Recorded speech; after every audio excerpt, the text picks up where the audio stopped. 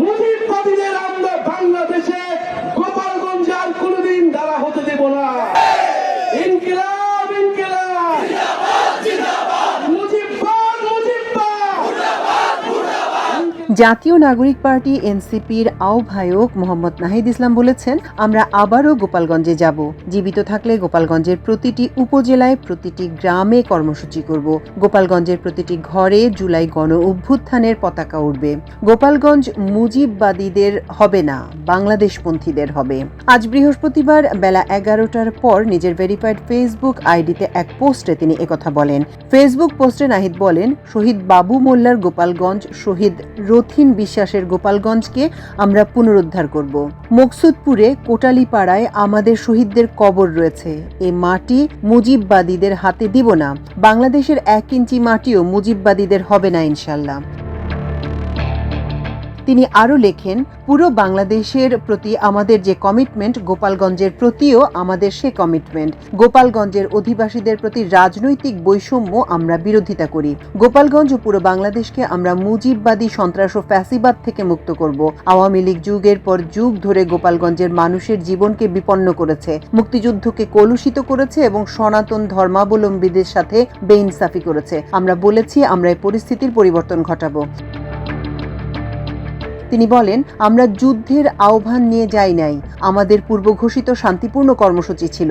মুজিববাদী সন্ত্রাসীরা পরিকল্পিতভাবে হত্যার উদ্দেশ্যে সশস্ত্র হামলা চালায় আমাদের উপর। তিনি বলেন, প্রশাসনের বিভিন্ন স্তরে ঘাপটি মেরে আছে ফ্যাসিবাদের দোসর এবং দুর্নীতিবাজ কর্মকর্তা, যাদেরকে টাকা দিয়ে কিনে ফেলা যায়। নিষিদ্ধ ঘোষিত ছাত্রলীগের পুরো বাংলাদেশের বিভিন্ন জায়গায় নেতাকর্মীরা গতকাল গোপালগঞ্জে ছিল। প্রশাসন ও নিরাপত্তা বাহিনী যেভাবে ইনস্ট্রাকশন দিয়েছে, সকালের নাশকতার পরেও সিকিউরিটি ক্লিয়ারেন্স পেয়ে আমরা গোপালগঞ্জে প্রবেশ করেছি। পদযাত্রা করি নাই, পথসভা করেছি শুধু। গোপালগঞ্জের বিভিন্ন উপজেলা থেকে আমাদের লোকজনকে আসতে দেয়া হয় নাই। বিভিন্ন জায়গায় বাস আটকে দেয়া হয়েছে। এরপরও আমরা শান্তিপূর্ণভাবে পথসভা শেষ করেছি। যাওয়ার পথে সশস্ত্র আক্রমণ চালিয়েছে আওয়ামী সন্ত্রাসীরা। নিরাপত্তা বাহিনী যেভাবে ইনস্ট্রাকশন দিয়েছে, আমরা সেভাবে সেখান থেকে বের হয়েছি।